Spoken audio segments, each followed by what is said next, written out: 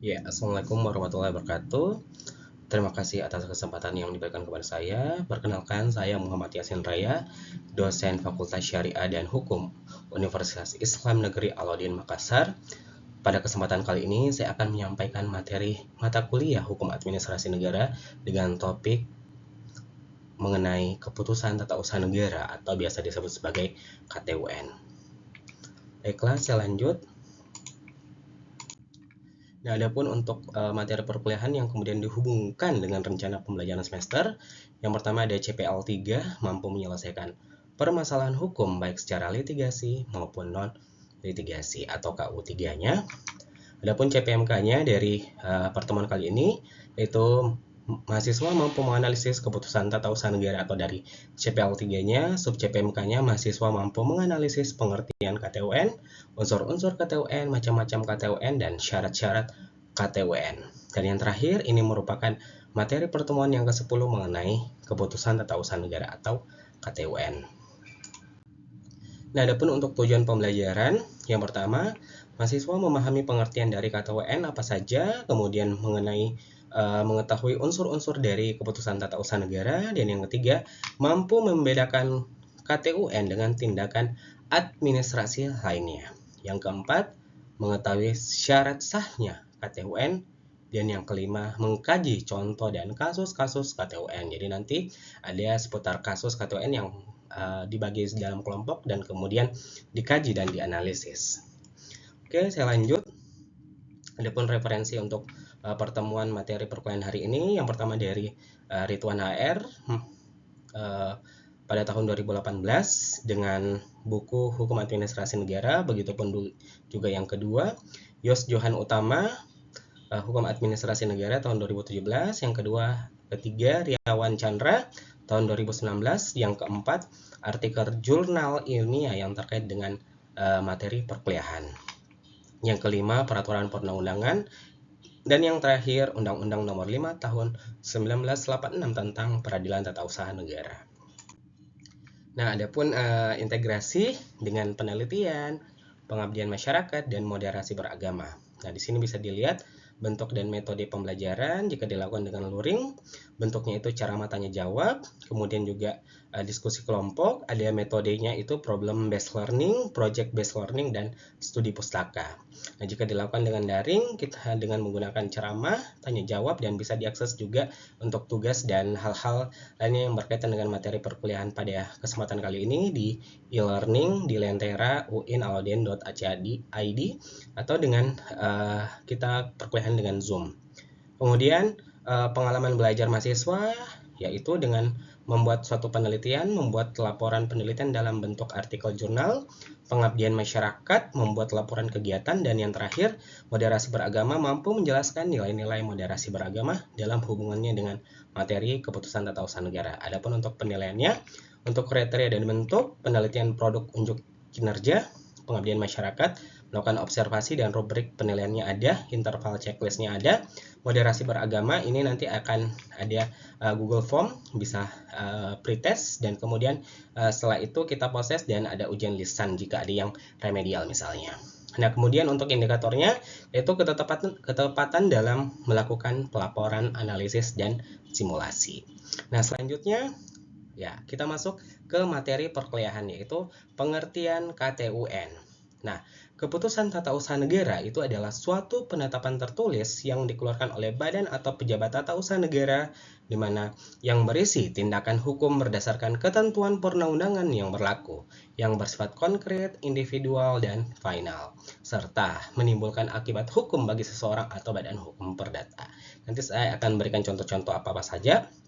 Nah, adapun dasar hukumnya itu menurut pasal 1 angka 3 Undang-Undang Nomor 5 Tahun 1986 tentang Peradilan Tata Usaha Negara yang telah diubah dengan Undang-Undang Nomor 9 Tahun 2004 dan terakhir diubah dengan Undang-Undang Nomor 5 Tahun 2009. Next. Nah, kemudian unsur-unsur KTUN.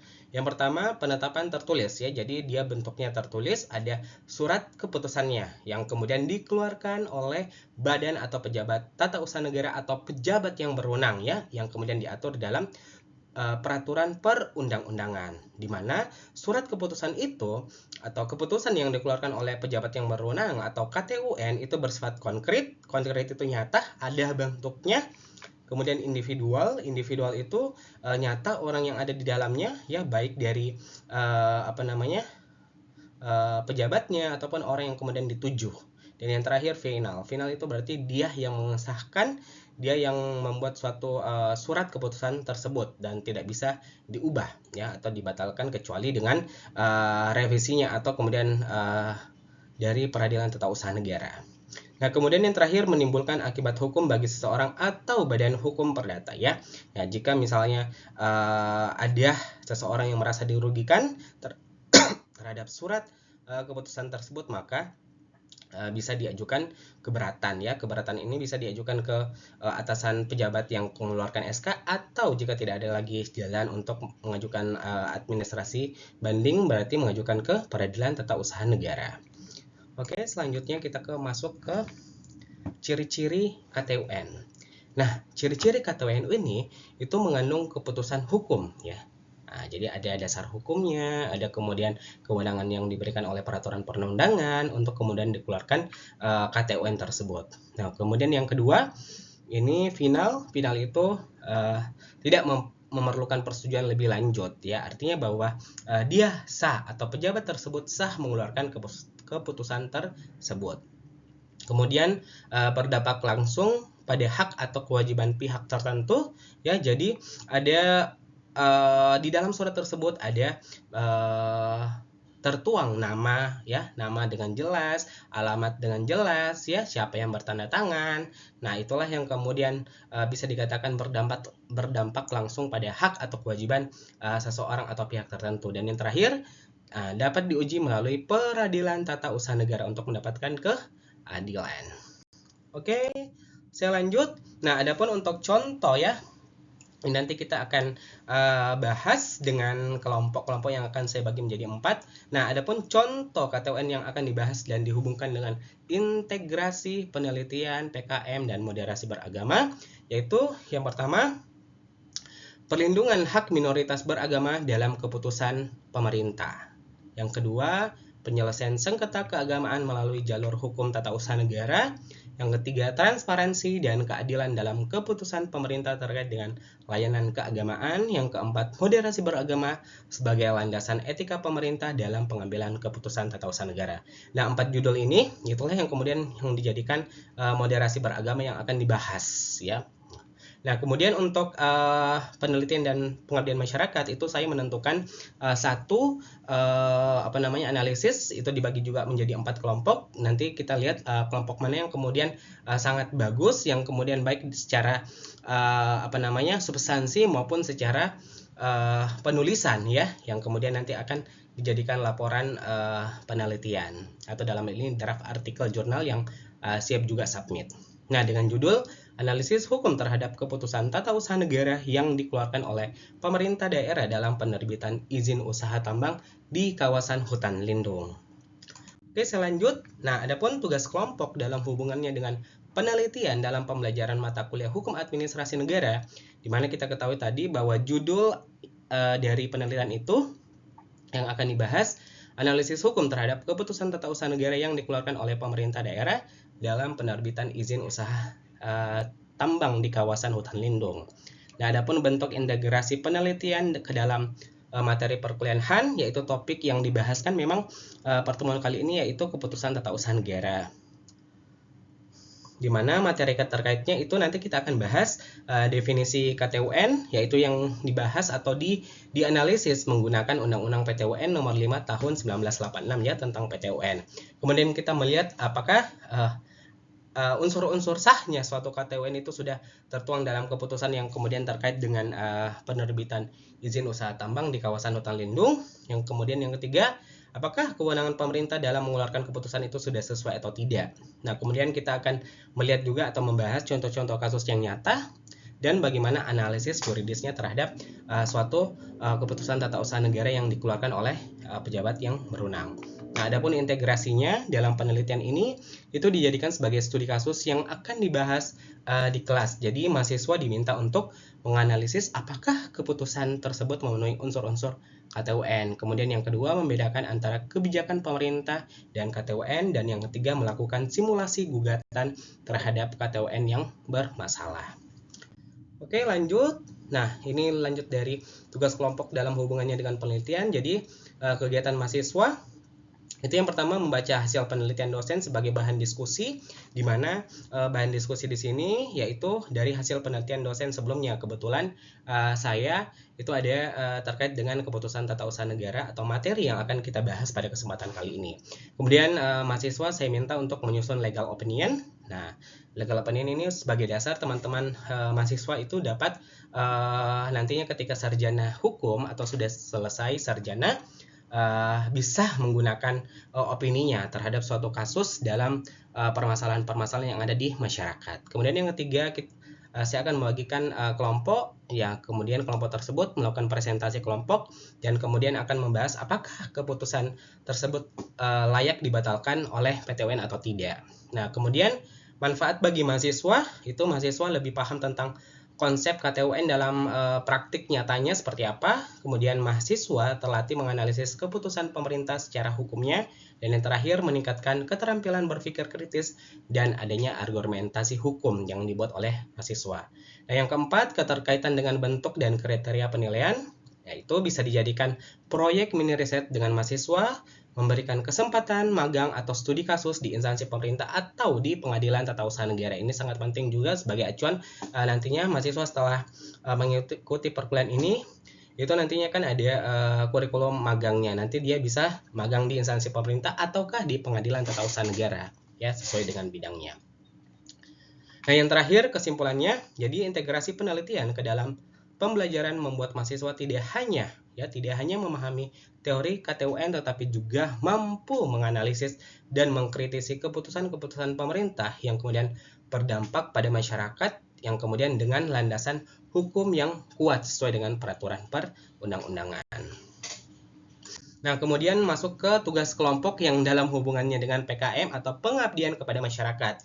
Nah, adapun integrasi PKM-nya tadi penelitian, sekarang ke PKM-nya, tapi sama aja judulnya, yaitu analisis hukum terhadap keputusan tata usaha negara yang dikeluarkan oleh pemerintah daerah dalam penerbitan izin usaha tambang di kawasan hutan lindung. Adapun tujuan dari pengabdian ini yaitu untuk meningkatkan literasi hukum masyarakat terhadap keputusan pemerintah dan bagaimana berdampak bagi lingkungan dan sosial. Nah, kemudian lanjut dari tugas kelompok dalam hubungannya dengan pengabdian kepada masyarakat juga. Nah, adapun latar belakang dari pengabdian masyarakat ini, jadi memang ya banyak masyarakat yang terdampak oleh keputusan pemerintah, misalnya izin tambang atau relokasi, tetapi tidak memahami bahwa keputusan tersebut itu bisa digugat di PT UN. Jadi mereka atau masyarakat itu tidak paham hak-haknya terhadap proses KTUN atau keputusan tata usaha negara yang sah. Yang kemudian yang kedua, bentuk pengabdian kepada masyarakatnya, itu kita akan memilih lokasi daerah yang kemudian terdampak oleh keputusan izin pemerintah, contohnya misalnya di desa-desa ya, yang kemudian di sekitar kawasan tambang. Nah, adapun kegiatan yang akan dilakukan dalam pengabdian kepada masyarakat ini, yang pertama, sosialisasi hukum administrasi negara, yaitu penjelasan sederhana tentang apakah isi keputusan tata usaha negara atau KTUN dan hak warga untuk mengajukan gugatan ke PT UN. Kemudian kita juga melakukan pelatihan praktis, yaitu bagaimana cara mengajukan keberatan administrasi dan gugatan ke PT UN atau Pengadilan Tata Usaha Negara. Kemudian yang ketiga, diskusi kasus nyata.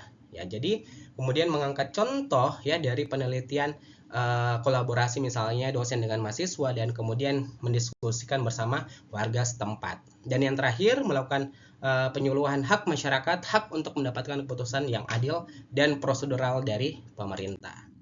Nah, adapun bentuk hubungannya dengan PKM, yaitu bentuk integrasi penelitian dengan PKM. Ya, unsur penelitiannya itu ada hasil analisis kasus PTUN, kemudian studi peraturan dan prosedur KTUN, dan yang ketiga, temuan tentang pelanggaran prosedur KTUN. yang kemudian jika diintegrasikan ke dalam PKM atau pengabdian kepada masyarakat, itu dijadikan bahan edukasi hukum di masyarakat, dijadikan modul penyuluhan hukum, dan yang terakhir diberikan sebagai contoh untuk meningkatkan kesadaran kritis kepada masyarakat terkait dengan KTUN. Adapun yang keempat, keterlibatan mahasiswa. Ya, jadi mahasiswa itu ikut serta sebagai fasilitator ya dalam penyuluhan hukum. Kemudian mahasiswa membantu membuat leaflet atau simbol visual untuk kemudian mempermudah pemahaman hukum bagi masyarakat awam. Dan yang terakhir, membuat video edukasi pendek tentang KTUN dan bagaimana cara menyikapinya. Nah, kemudian dampak dari PKM, masyarakat lebih sadar hukum administrasi, terjadi peningkatan partisipasi warga dalam menanggapi keputusan pemerintah, dan yang terakhir, terjalin komunikasi dua arah antara akademisi dengan masyarakat. Jadi kesimpulan dari PKM ini, itu adanya integrasi penelitian ke dalam pengabdian masyarakat, membuat hasil akademik tidak hanya terhenti di kelas saja atau di jurnal, tetapi benar-benar bermanfaat bagi masyarakat ya. Ini sejalan dengan bagaimana semangat Tridharma perguruan tinggi yang tidak hanya pengajaran tetapi juga pengajaran, penelitian, dan pengabdian masyarakat. Oke, lanjut. Nah, adapun yang terakhir, tugas kelompok dalam hubungannya dengan moderasi beragama. Nah, beberapa tema integrasi antara moderasi beragama dengan kajian hukum yang khususnya dalam hukum administrasi, yaitu keputusan tata usaha negara, di mana ini merupakan materi yang akan kita bahas pada pertemuan kali ini. Nah, adapun tema integrasinya yaitu dengan moderasi beragama. Jadi ada yang pertama, perlindungan hak minoritas beragama dalam keputusan pemerintah, dengan penjelasannya mengkaji bagaimana keputusan pemerintah bisa berdampak diskriminatif pada kelompok agama tertentu, dengan contoh kegiatannya itu melakukan penelitian dan penyuluhan tentang pembatalan izin rumah ibadah. Yang kedua, penyelesaian sengketa keagamaan melalui jalur hukum ya. Bagaimana hukum administrasi negara itu digunakan untuk menyelesaikan konflik antara umat beragama secara damai, yaitu dengan contoh kegiatannya simulasi gugatan kasus ya atas penolakan izin tempat ibadah misalnya. Kemudian yang ketiga, transparansi dan keadilan dalam keputusan pemerintah terkait dengan layanan keagamaan, dengan penjelasannya kajian keputusan pemerintah tentang dana keagamaan, bantuan ormas, dan bantuan lainnya, yaitu dengan melakukan diskusi atau penyuluhan transparansi anggaran ormas keagamaan. Dan yang terakhir atau kelompok 4 yaitu dengan judul moderasi beragama sebagai landasan etika pemerintahan dalam pengambilan keputusan, yaitu dengan moderasi dijadikan sebagai prinsip nilai etis dalam pengambilan keputusan publik. Dengan kegiatan itu bisa diskusi atau workshop, yaitu dengan judul etika keputusan pemerintah berdasarkan prinsip mode ya. Itu mungkin terkait dengan moderasi beragama yang kemudian berhubungan dengan materi perkuliahan kali ini, yaitu dengan topik keputusan tata usaha negara. Ya, baiklah, sebagai kesimpulan bahwa KTUN adalah dasar hukum tindakan pejabat tata usaha negara. Yang kemudian kedua, harus memenuhi unsur-unsur sesuai dengan peraturan perundang-undangan. Yang ketiga, bisa digugat di PT UN jika merugikan hak seseorang. Dan yang terakhir, tidak semua keputusan pemerintah itu adalah KTUN. Jadi ada yang dibilang misalnya peraturan kepala daerah, peraturan bupati, peraturan wali kota, ya, peraturan pemerintah dan seterusnya yang kemudian bukan merupakan KTUN. Ya, itu saja mungkin materi pada kesempatan kali ini yang saya sampaikan. Ya, mohon maaf jika ada kekurangan. Baiklah, saya lanjut. Nah, ini mungkin sebagai penutup ya. Terima kasih atas kesempatannya. Saya Muhammad Yasin Raya, dosen Fakultas Syariah dan Hukum Universitas Islam Negeri Alauddin Makassar. Terima kasih. Saya tutup. Wabillahi taufik wal hidayah. Wassalamualaikum warahmatullahi wabarakatuh.